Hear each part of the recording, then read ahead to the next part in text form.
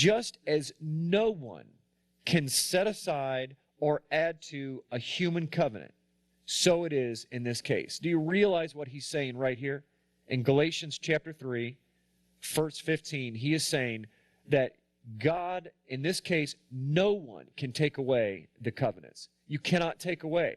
Just as human covenants can never be added to or taken away, you cannot set aside Yahweh's covenants and add and take away from. You can't do it. And that's what he's getting ready to explain, is that they're confused on how the covenants work. They've added to the covenants. The covenant of faith is you believe, you trust and obey Yahweh through faith, and they added all these extra commandments which totally changed the covenant to a covenant that really was not from Yahweh. It was a different gospel.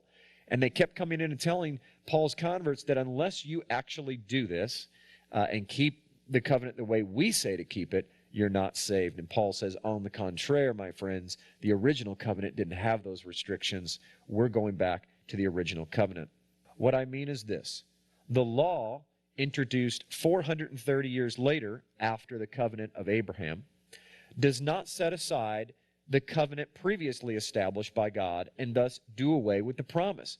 So he's saying right here that the Mosaic covenant does not get rid of the Abrahamic covenant. Just like the Abrahamic covenant did not get rid of the Noahide covenant, which didn't get rid of the Edenic covenant or the Adamic covenant.